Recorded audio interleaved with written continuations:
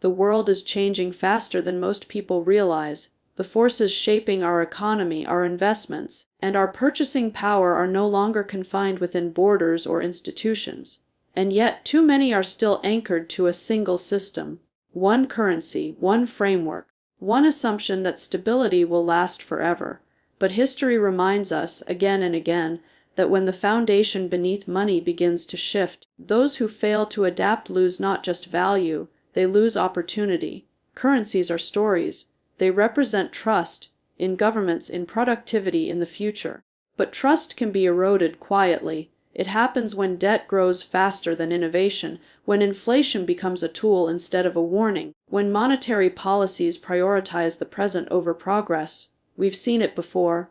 In empires, in modern economies, in nations that thought they were immune to cycles. Every time the same pattern emerges: overconfidence in a single system, followed by shock when that system falters. Relying on one currency is not just a financial risk, it's an intellectual one. It assumes the world will remain linear, predictable, stable. But the world is none of those things. It's exponential, complex, interconnected. Technology has rewritten the rules of value. A decade ago, digital assets were dismissed as speculative distractions. Today, they are forcing the financial establishment to rethink what money actually means. And this is just the beginning. Consider how rapidly innovation is decentralizing power, from banking to energy, from media to manufacturing. The same forces that make industries more efficient are also redefining the concept of value transfer.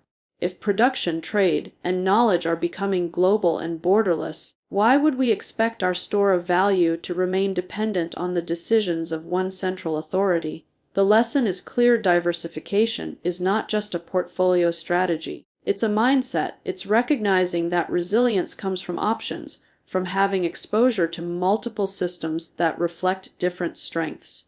Real assets, innovative technologies, global investments, and yes, alternative currencies. All of these form part of a future-proof framework. The goal is not to abandon traditional currencies, but to understand their limitations and prepare for their evolution.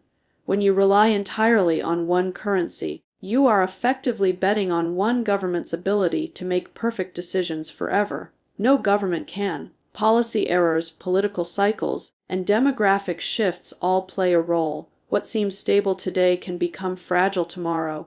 That's why adaptability is the ultimate hedge. We're witnessing a quiet but powerful transformation in global finance. Countries are exploring digital versions of their own currencies, while private innovations are challenging the monopoly of central banks. Capital is moving faster than ever, and it moves to where it's treated best. As investors, as citizens, as innovators, we must be alert to this transition. The institutions built in the 20th century were designed for a slower, simpler world, but this century belongs to those who see asymmetry early and position themselves accordingly. The question isn't whether one currency will collapse or dominate. The question is whether we are prepared for a world where multiple systems coexist, compete, and evolve simultaneously. In such an environment, relying on just one becomes not only risky but limiting. The new economy will reward those who understand networks, not monopolies, who see value as dynamic, not fixed.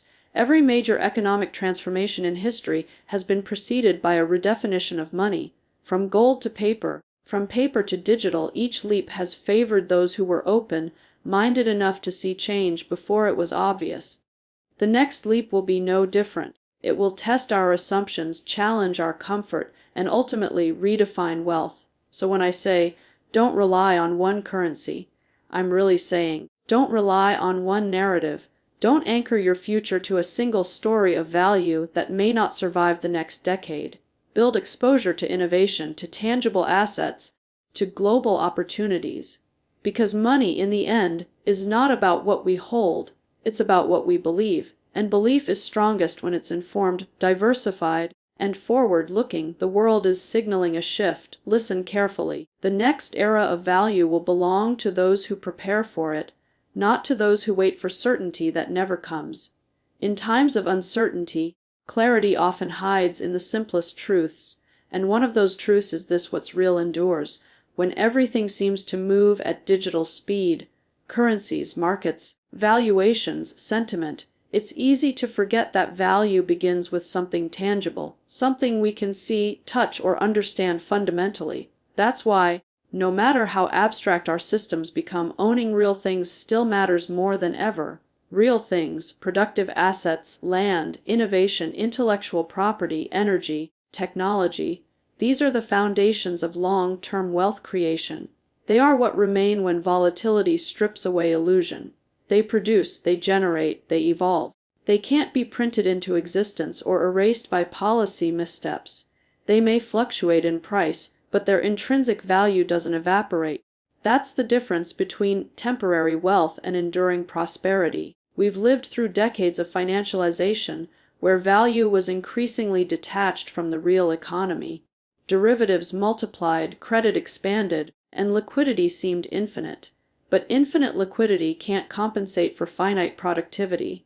Real progress still depends on what we build, not just what we trade. The lesson becomes clear in every crisis when speculation unravels. Only real things hold their ground. Think of the last few years. When economies paused, supply chains broke, and systems wavered, tangible assets regained meaning. Land that feeds, energy that powers, technology that connects. These are the anchors of civilization. They are not trends, they are necessities. And yet, for too long, they were undervalued in favor of paper gains. Owning real things is not about nostalgia. It's about perspective. It's about recognizing that the digital economy still depends on physical infrastructure. Data centers, minerals, semiconductors, clean energy grids. Every innovation traces back to something real. The metaverse still needs servers. Artificial intelligence still needs chips. Even decentralized systems need electricity. Value doesn't exist in a vacuum. It's supported by tangible creation. In a world where policies can distort perception, real assets offer truth. They tell us what's scarce, what's needed, what's advancing. They reveal the underlying health of an economy better than any short-term indicator ever could. That's why investors who focus on real things tend to see through noise, because they're watching the roots, not just the leaves. Owning what's real is also a mindset shift. It's understanding that the goal isn't to chase prices but to own productivity, businesses that create real solutions, technologies that transform industries, land that yields food or energy. These are not speculative, they are regenerative. They compound over time because they add genuine value to society. But owning real things requires patience. The market often rewards the fastest, not the strongest. It celebrates hype before it honors fundamentals. Yet over every long-term cycle, reality wins. Real assets outperform illusions. Innovation outlasts speculation. Those who anchor their vision in substance, not sentiment, ultimately shape the next economy. Today, as inflation, policy shifts, and technological disruption redefine what's safe, means this truth becomes even more vital. Paper wealth can expand and contract in a heartbeat. But what is built, what is owned and productive, sustains. The new generation of investors must look beyond headlines and toward the underlying forces of creation, because the world's next wave of prosperity will rise from those who own, not just trade.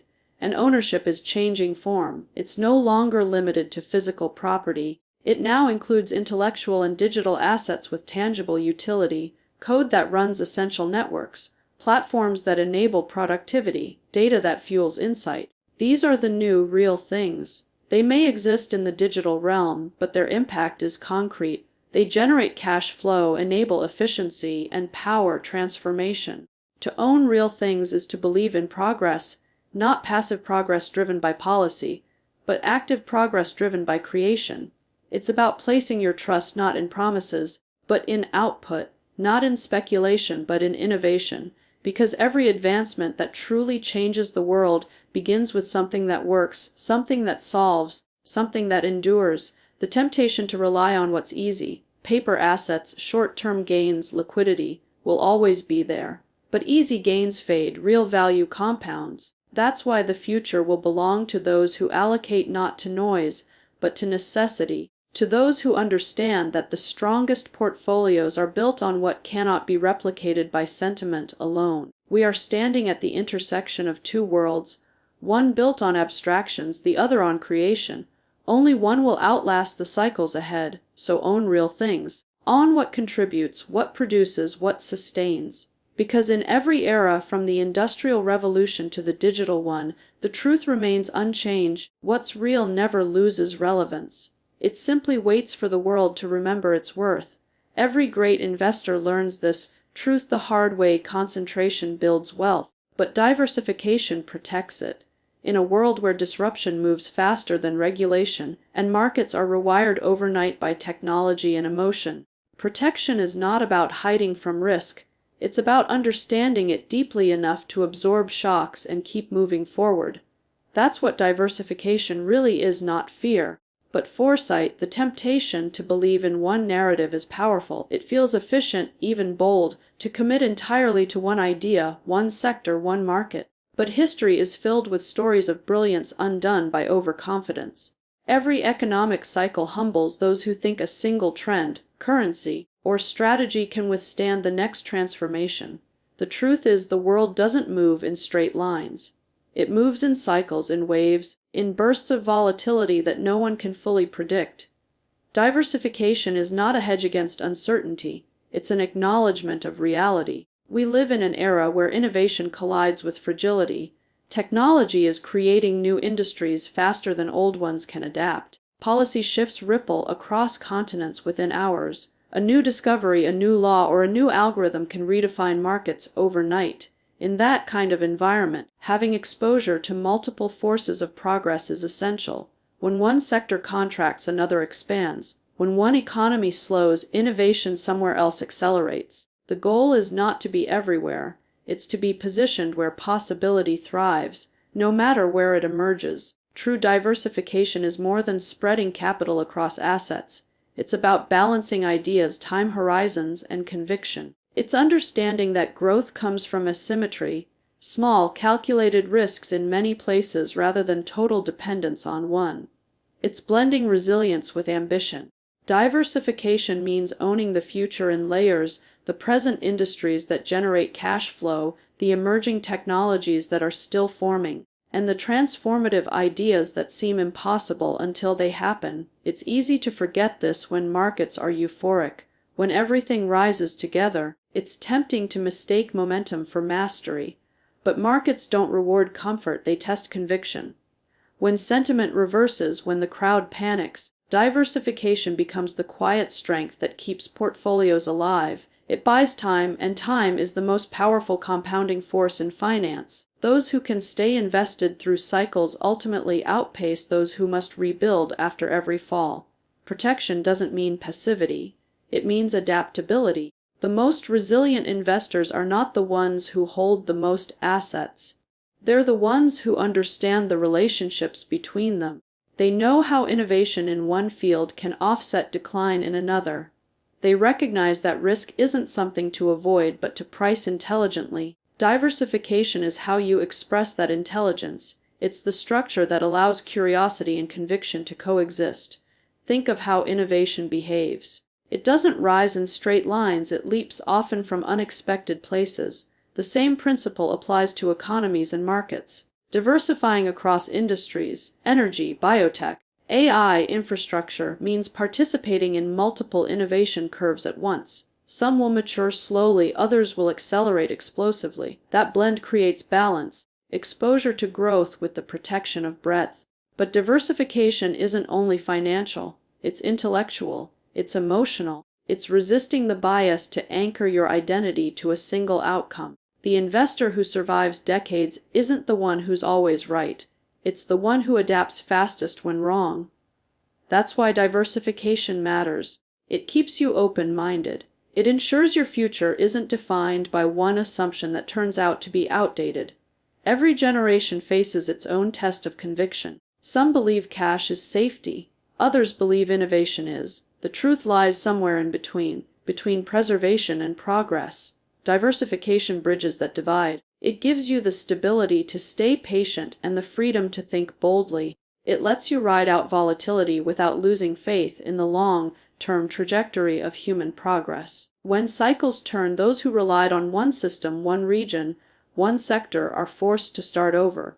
But those who diversify don't just survive, they accumulate. They see downturns not as destruction but as rotation. They understand that every decline hides the seed of a new trend, and their exposure gives them a front row seat to its emergence. Diversification doesn't guarantee comfort, it guarantees endurance.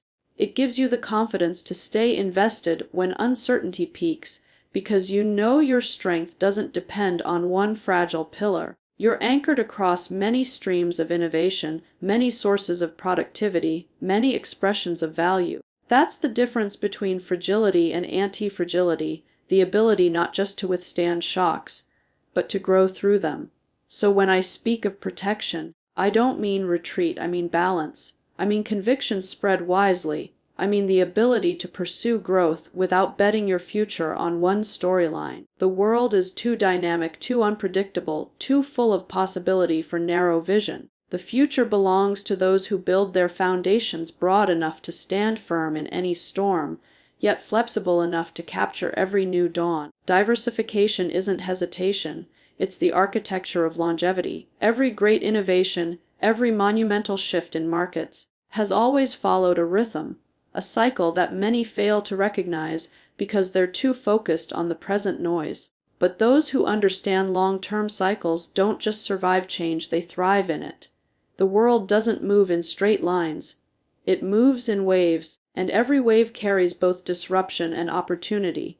Today, we are once again standing at the turning point of one such massive transformation, technological, economic, and social. When we look back across history, long-term cycles have always been marked by two forces: human innovation and financial reset. The Industrial Revolution wasn't just about machines, it was about unlocking productivity and changing how people lived. The internet wasn't just about connection, it redefined commerce, communication, and culture.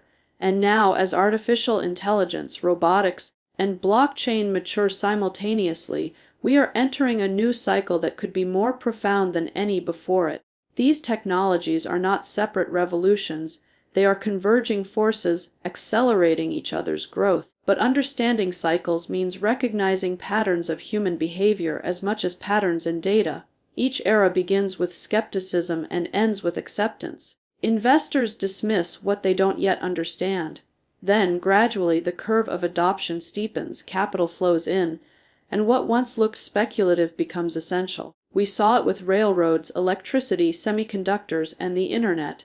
The same story is unfolding again. However, these cycles also carry corrections, periods when markets retreat, when sentiment turns fearful, and when the impatient step aside. That's where discipline and conviction matter most. The greatest opportunities often emerge from downturns, not peaks. The 2008 crisis looked like destruction, yet it seeded the companies that now define our digital world. The dot-com bust wiped out many, but it also gave rise to Amazon and Google. In every downturn, the seeds of the next cycle are quietly being planted by those who refuse to give up on innovation. Thinking long-term means understanding that temporary pain often precedes exponential growth, but it also requires courage to stay the course when others are driven by fear. Innovation doesn't follow quarterly earnings or election cycles, it moves according to the pace of discovery, adoption, and transformation. Investors who recognize that rhythm can look past volatility and position themselves for the compounding effects that only time can unlock. Consider energy transitions. The global economy has cycled through wood, coal, oil, and now renewables. Each shift didn't happen overnight. It took decades of investment, experimentation, and failure before a new energy source became dominant. The same is true now with clean energy and storage. Batteries, solar, hydrogen, they're all at the early stages of their exponential curve. Short-term fluctuations in prices or policy don't change the long-term direction. The arc of progress bends toward efficiency and sustainability because innovation always finds a way to outcompete stagnation. We see the same principle in finance. Every few decades, the structure of money and credit itself changes. From the gold standard to fiat, from cash to digital payments, and now from centralized systems to decentralized networks. The pattern is clear. Trust migrates to where technology makes it most efficient and transparent. Those who understand the cycle adapt early, those who ignore it are left behind. But cycles aren't just economic, They are generational. Each new generation questions the old order, bringing fresh ideas and new forms of value creation. Today's young innovators are building in entirely new paradigms: artificial intelligence that learns autonomously, decentralized systems that challenge traditional hierarchies, and biotechnology that redefines what it means to live longer and healthier. These are not passing trends, they are the foundations of the next 50 years of growth. Long-term cycles reward patience and perspective. They test conviction and expose short-term thinking. Many will chase the latest headline, but a few will look beyond it, toward the exponential curve that's just beginning. The future rarely announces itself with certainty. It whispers through small signals that only those tuned to the long term can hear. Right now, the global economy is realigning. Old industries are consolidating. Inflation and debt are reshaping monetary policies. But in this realignment lies the greatest opportunity of our time, the chance to invest in the future, while others are retreating to the past. Those who understand long-term cycles know this is not the end of growth, it's the beginning of a new phase. The key is to stay forward-looking. Every major innovation cycle has produced outsized rewards for those who saw what others missed. That vision, anchored in research, conviction, and patience, is what builds generational wealth, because in the end markets may move in cycles, but progress moves in one direction, forward. The future will belong to those who think beyond the moment, who understand that every disruption creates not just risk but reinvention. The cycle turns, as it always does, and this time it's turning toward those ready to embrace it.